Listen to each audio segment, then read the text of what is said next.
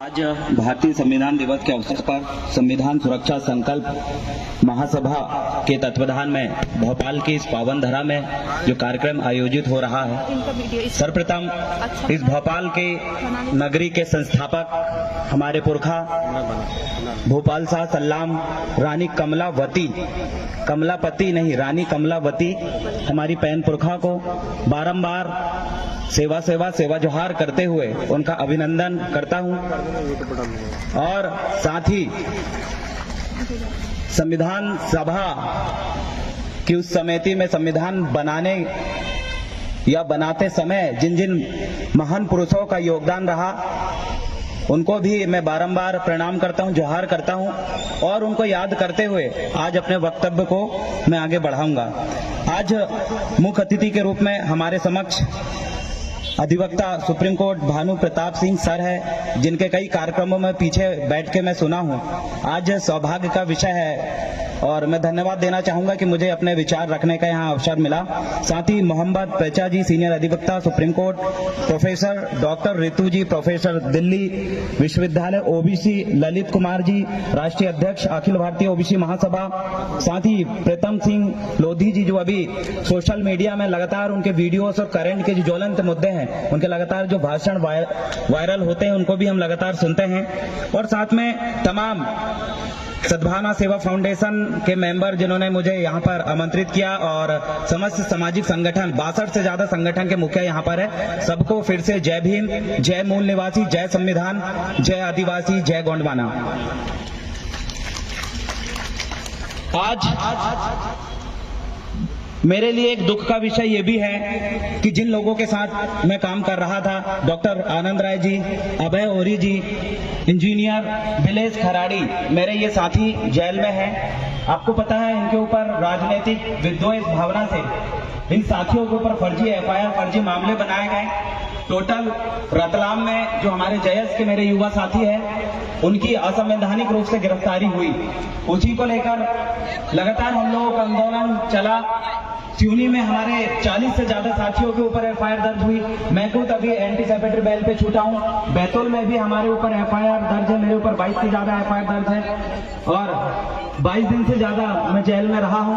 और मेरे बहुत सारे साथी, बाबा साहब अम्बेडकर जी कहते थे शिक्षित बनो, संगठित रहो और संघर्ष करो। साथियों, हम शिक्षित बने हैं, संगठित होकर लड़ भी रहे हैं, लेकिन वर्तमान सत्तासीन सरकार हमारे युवा साथियों को जब अपने हक अधिकार के लिए, जल जंगल जमीन के लिए जब हम लड़ते हैं तो हमारे युवाओं पे फर्जी एफआईआर दर्ज हो रही है। कई साथी मेरे जिला बदल है, कई साथी आज जेल में बैठे हुए हैं, उनकी जमानत नहीं होने दे रहे हैं। हमें ऐसे कार्यक्रम में आने के लिए लगातार संविधान विरोधी लोग चेतावनी देते हैं, डराते हैं कि तुम्हारे भी वो अर्थ करेंगे जो तुम्हारे महापुरुष आदिवासियों करे। लेकिन हम डरने वाली कौम नहीं है, लड़ने वाली कौम है। हमने पहले भी लड़ा था, उम्र भले ही 24-25 साल की है, हमारे रगों में उन्हीं महान पुरखों का खून दौड़ रहा है। उन्होंने कभी अंग्रेजों के समक्ष और जितने भी आक्रमणकारी उनके समक्ष कभी सर नहीं झुकाया। हम लोग भी सर नहीं झुकाएंगे। बाबा साहेब के मिशन को लगातार आगे बढ़ाने का काम करेंगे। ग्रामीण स्तर से आया हूँ, छिंदवाड़ा जिले पतालकोट क्षेत्र का रहने वाला हूँ, आदिवासी क्षेत्र का। नाम देवरावन बलाबी है, गोंड जनजाति का हूँ मैं। और आपको मैं बता दूं, हमारे क्षेत्र में जो WCL कंपनी है, कोल माइंस जो एरिया है, वहां के आदिवासियों की हजारों एकड़ जमीन WCL 60 साल 70 साल के लिए लीज में लेती है और उसके बाद उन जमीनों में जब कोयला नहीं निकालते हैं वो लोग, पेंडिंग पड़ी रहती है, तो उन जमीन का फिर से सरकार के नाम कर देती है। जब लीज खत्म होने के बाद आदिवासियों को जमीन मिलनी चाहिए, लेकिन वो आदिवासी जब लड़ते हैं तो उनको ऊपर फर्जी मुकदमे लगा के, फर्जी मामले दर्ज करके पुलिस के माध्यम से उठा के बैठा दिया जाता है। मैं आपको बता दूं, माननीय मुख्यमंत्री जी कहते हैं कि आदिवासियों की जमीन को कोई नहीं ले सकता, आदिवासियों की जमीन को कोई छीन नहीं सकता, भूमाफियाओं को जमीन के 10 फीट नीचे हम गाड़ देंगे। लेकिन बड़ी दुख की बात है कि वो मंच में बोलते कुछ और जमीन में होता कुछ है। इस भोपाल के अंदर इस जमीन में जिन लोगों का राज था, जिनके पुरखों की जमीन थी, आज वो लोग नदी के किनारे झोपड़पट्टी में रहने को मजबूर है। आज वो लोग जिनके पुरखों की करोड़ों की जमीन में आज बड़े बड़े कॉम्प्लेक्स बने हुए, बड़े बड़े मॉल बने हुए, जिनकी जमीन में वो वो लोग आज वहां पर रोड में पानी छींचते हैं, मजदूरी करते हैं, यहाँ पर बिल्डिंग बना रहे हैं। और माननीय मुख्यमंत्री जी कहते हैं कि जमीन लेंगे तो 10 फीट गाड़ देंगे। मैं उनको बताना चाहता हूँ, जितनी जगह भी विस्थापन हो रहा है उन जगह सबसे ज्यादा जमीन आदिवासियों की जा रही है। मैं उनको बताना चाहता हूँ, जितने 5वीं अनुसूचित क्षेत्र जहां आदिवासियों को उनका स्वशासन का अधिकार है, आपने पैसा कानून के रूप में जो झुंझुना पकड़ दिया है, उस क्षेत्र में पैसा कानून जहां पर 100% आरक्षण आदिवासियों का है, वहां पर ये विस्थापन करके उन आदिवासियों को उनका हक अधिकार छीनने का काम कर रहे हैं और बोलते हैं कि भूमाफियाओं को जमीन में दान देंगे। मैं ये भी बताना चाहता हूं कि हमारे आदिवासी जो अपनी संस्कृति की रक्षा के लिए दिल्ली जंतर मंतर में लगातार आंदोलन कर रहे हैं और कह रहे हैं कि हमारी प्रकृतिवादी संस्कृति को, हमारी वो नेचुरल संस्कृति जो पर्यावरण के अनुसार, फसल चक्रण के अनुसार, मौसम परिवर्तन के जैसे हमारी संस्कृति उससे बनी हुई है, उनके अनुसार ही हमारे तीज त्योहार आते हैं, उसका संरक्षण के लिए हमें सांस्कृतिक कोड दे दो। लेकिन क्या कर रहे हैं अभी वर्तमान सरकार? कल्चरल डिपार्टमेंट देख लीजिए, आदिवासियों के सुरक्षा मद का पैसा, आदिवासियों के विकास और सांस्कृतिक और देवठान मद के पैसा को जनजाति गौरव दिवस के नाम पर इन्होंने शहडोल और कई जगह 3 करोड़ रुपए वैसे ही उड़ा दिए और आदिवासियों के वो सांस्कृतिक स्थल जिनके सामने वो माथा टेकते हैं वो पूरी तरीके से खंडित हो चुके हैं। मैं बताना चाहता हूं, ये कल्चरल डिपार्टमेंट कहते हैं सरकार, मैंने सुना हूं भानु प्रताप सिंह सर से, वो कहते थे कि सरकार का कोई धर्म नहीं होता और ये सही बात है। लेकिन आज वर्तमान सरकार आप देखिए,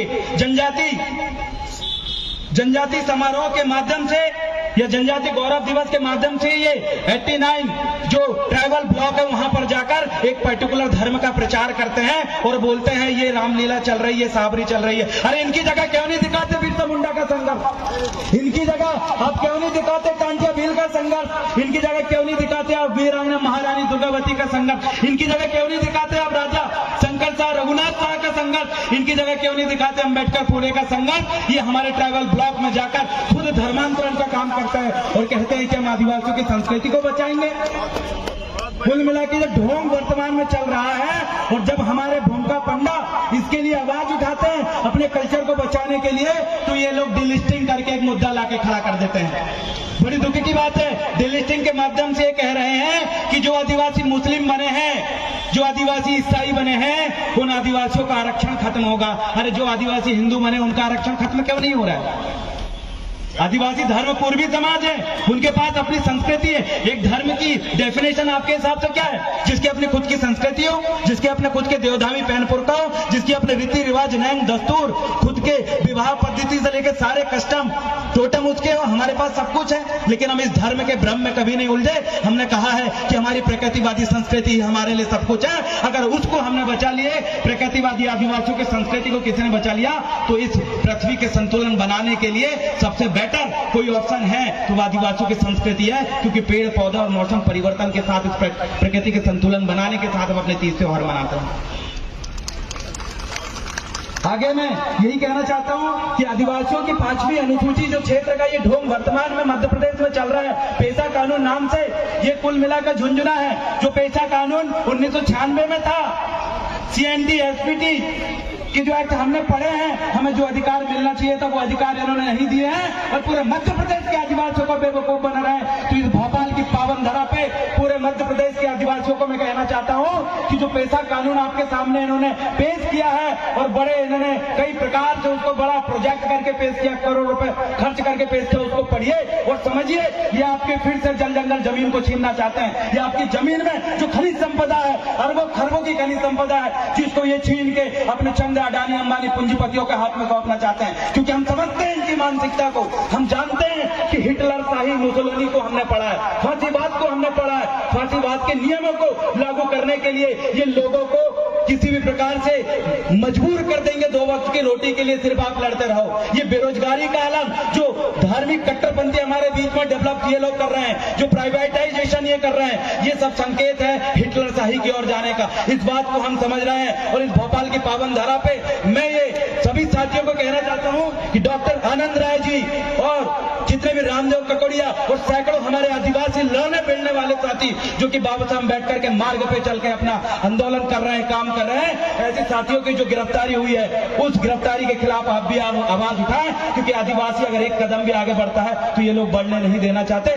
लेकिन अगर आप लोगों का साथ हमें अगर बना रहे, आप लोगों का आशीर्वाद अगर हमारे ऊपर बना रहे, आप लोगों का मार्गदर्शन अगर बना रहे, तो जो आदिवासी सबसे निचले तबके में है, जिन्हें माननीय राहुल गांधी जी कहते हैं कि आदिवासी इस देश का मालिक है, और शुभुद्दीन ओवैसी जी कहते हैं कि आदिवासी इस देश का मालिक है, और मालिकों की स्थिति आप देखिए, ये मालिक आज फिर से बिरसा मुंडा की राह पे चलने पे मजबूर है। छत्तीसगढ़ में आपने देखा 2013 शाजापुर में आदिवासियों को नक्सली बताकर गोली मार दिया गया। 8 साल 9 साल की जो बच्चियां हैं उनको नक्सली की ड्रेस पहना के ये लोग गोली मारते हैं, प्रमोशन लेते हैं। ये हाल है। आदिवासियों के कई ऐसे समुदाय हैं जो खत्म हो चुके हैं। बैगा समुदाय की जनसंख्या ही खत्म हो गई है। आदिवासियों को खत्म करने के लिए कई षड्यंत्र बनाए हैं। यूनाइटेड नेशन ऑर्गेनाइजेशन और यूएन ड्रीप के नाम पे बहुत सारे हमारे अंतर्राष्ट्रीय स्तर पे अधिकार को पढ़ते हैं, लेकिन जमीनी स्तर पे सब जीरो है। आप सभी लोगों को यही कहना चाहता हूं कि वक्त है एसटी एससी ओबीसी माइनॉरिटी सभी को एक होने की, मूल निवासी और सभी बहुजन साथियों एक होने की। अगर एक होकर हम इस मनुवादी ताकत के खिलाफ लड़ेंगे तो हमें जीतने से कोई नहीं रोक पाएगा।